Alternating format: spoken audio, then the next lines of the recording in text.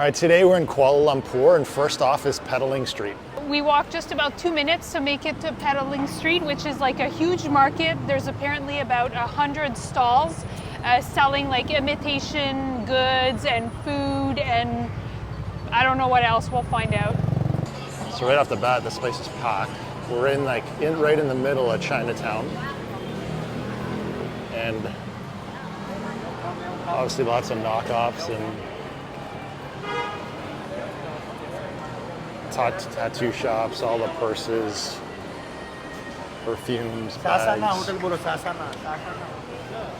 of looking forward to the food section. Hey amigo, your water's here.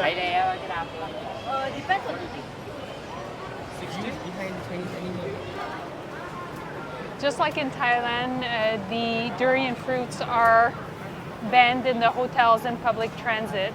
Yeah, there's an actual sign that says no mangosteen, no durian. Yeah, you can smell it, but I don't think it's that bad, the smell. Maybe it's because it's covered with a saran wrap. We just kind of ripped through there, but we didn't find anything to eat. It was packed in there.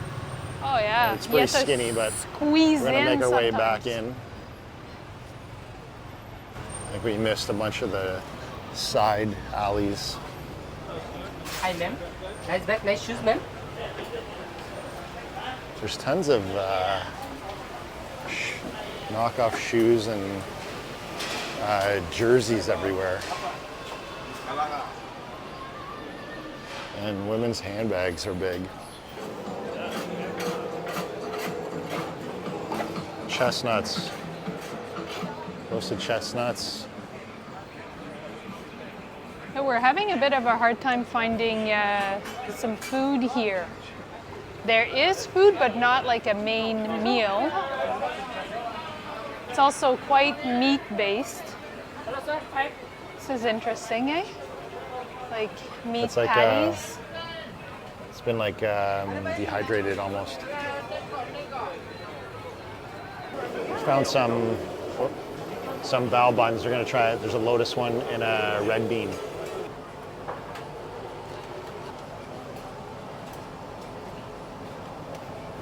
So first off, we're gonna try the lotus bao. It's just like a bun. It's like a really doughy material, but I guess like the lotus in the middle. It's kind of like a jelly material. Oh, it's warm too. That has like a bit of a sweet, like a paste to it. That's a weird one. Yeah. The red bean now. So again, it's like white bread filled with some paste.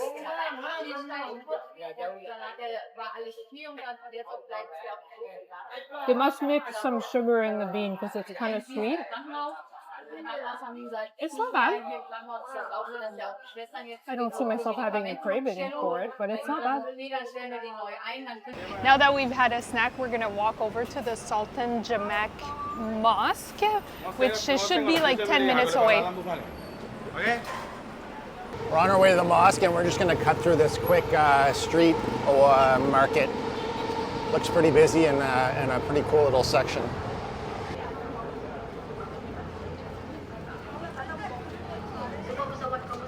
No, this only 50%. We didn't get very far. We got sidetracked by a green-looking snack. This is really good. I like this. It's coconut, palm sugar, pandan flavor, and coconut. We've made it to the mosque. It's just right where the two rivers meet, and this mosque is one of the oldest mosques in all of Kuala Lumpur. Like, what a great location for a mosque. Yeah. And all around like is a really busy, cool spots that as we were walking through, Yeah. like it's What I'm enjoying a lot is that you can walk everywhere. Like, you don't need a Grab. We took a Grab from the airport, but now we're walking and everything's like a 10-minute walk. So here's a different perspective of where the River of Life splits, and then the large mosque is at the just down a bit. This is like definitely a viewpoint because tour buses are dropping people off here, and I think it's also because of like the different paintings on the buildings alongside the river. We're in Little India. We actually had a bit of a hard time finding it because I think I was expecting it to be bigger. I don't know what I was expecting. There's a lot of textile shop, like Indian fabric. There's a bit of food, but I think I was just expecting to be like almost like in India when we were like eating street food, but this seems more diverse. Like a Malaysian mix Yes. thrown in. There's the sugarcane Drinks. juice. A lot of meat sticks.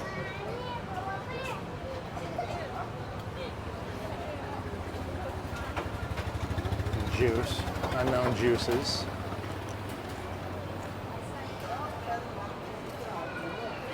So we found a laksa pak long. It's a soup that we're gonna try. It's got an egg, some type of noodles. Some vegetables, and then there's a soup in there In For- his massive cauldron. for 6 ringgit. I got some unknown food, vegetarian. So these are veggie balls. These, he said grapefruit, but I highly doubt it. And all of this was 4 ringgit, which is like super cheap. So it's like a $1.30. Yeah, very cheap. Good morning. We're at the Batu Cave. It's bright and early. It's 8 a.m. We thought we would miss the crowds, but no. There is some type of festival coming up, I think, and everyone's wearing yellow. People are carrying, I think, offerings on their head. People are carrying floats on their head. The color seems to be orange and yellow. It's like busy. So we kind of hoped to get here early, beat the crowd, but we didn't at all. It's nuts here. People are, like, the highway is like a parking lot. People are actually parked all along the street, just because this place is so popular. So there's 272 steps to the top, and this is the biggest Hindu temple in Kuala Lumpur. So people flock from all over, all the Hindus flock from all over to come see this place. And this statue is 42 meter tall, I believe. And if right here is where the birds get fed. This is a thing that happens all day, every day. Look You at can all buy these birds. birds. You can feed all these seagulls. Oh geez. Whoa, this is crazy. Yeah. I am just amazed that we tried to beat the crowd, but there's literally a million people here. We did didn't at all. not succeed. Look at all these birds. So there's all like a bunch of these guys walking around with all these big like headpieces.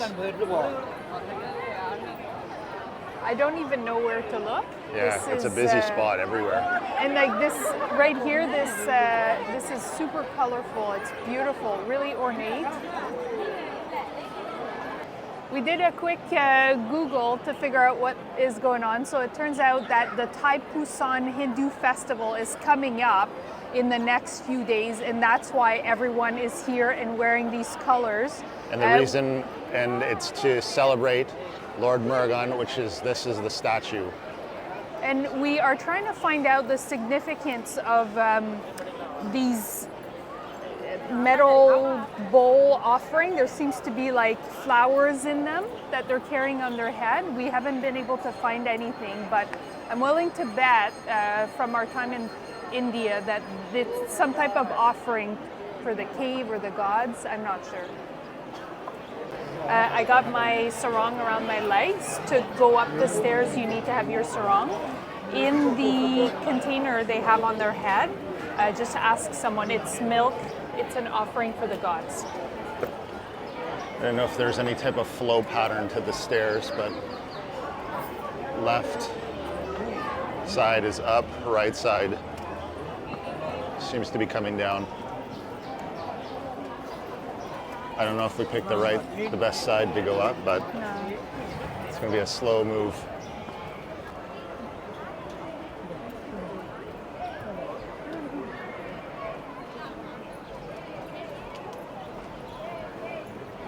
Some people are actually crawling up the steps. I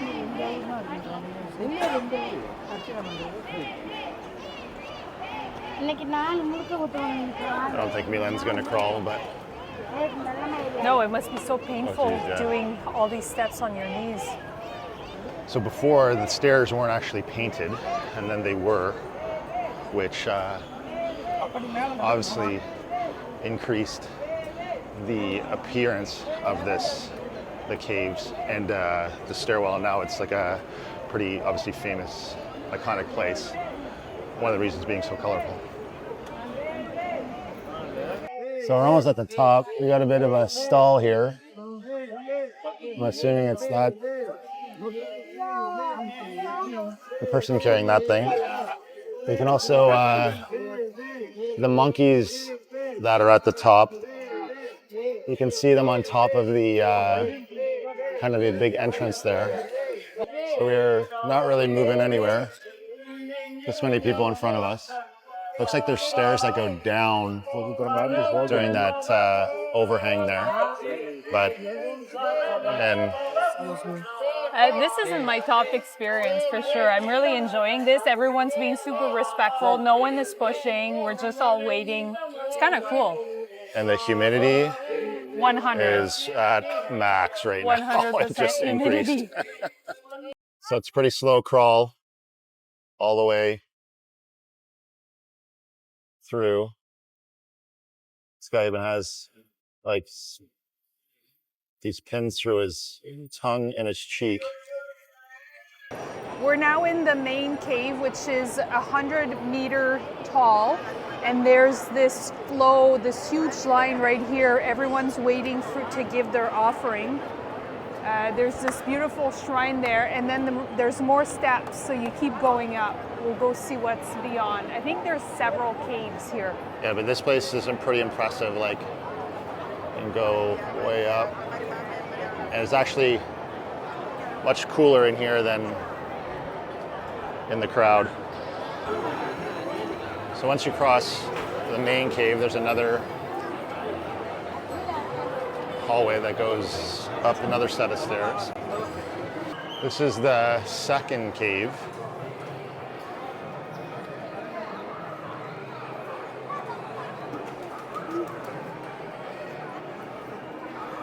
And another shrine inside this.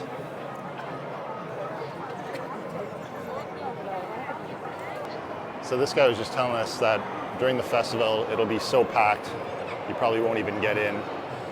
But this is the view from the top of the stairs back into the main cave. All right, we finished up and now we're making our way back out. And it's like jam-packed, not moving at all. These people are in here for like the next 5 hours.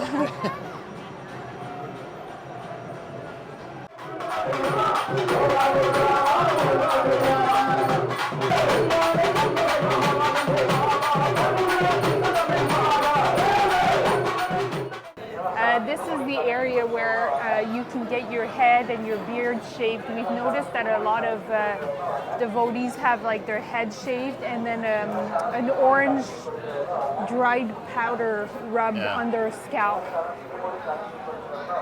Yeah, this guy happens to have some right here.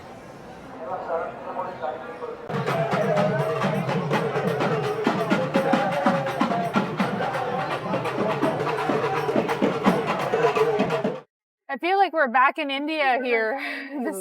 There's all like the good Indian treats, the masala tea, which I've been missing quite a bit.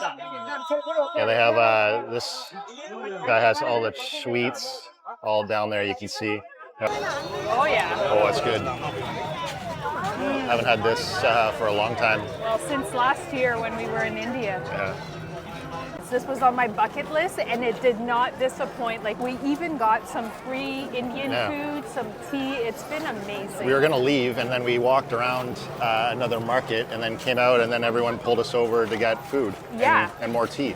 Now we just have to figure out how to get a grab because this will be an event. It'll be packed, yeah.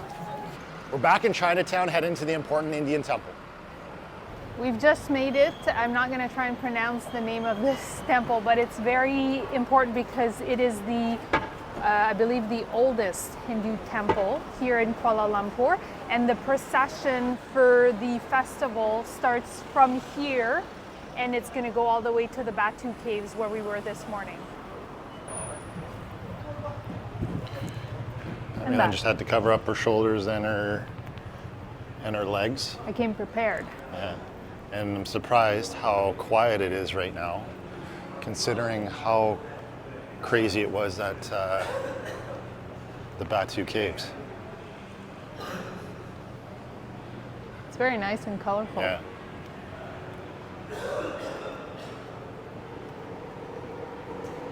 Oh, what a difference compared to the caves. Yeah, I kind of assumed it was going to be super busy, but there's always these little clay pots with like a wick and fire burning.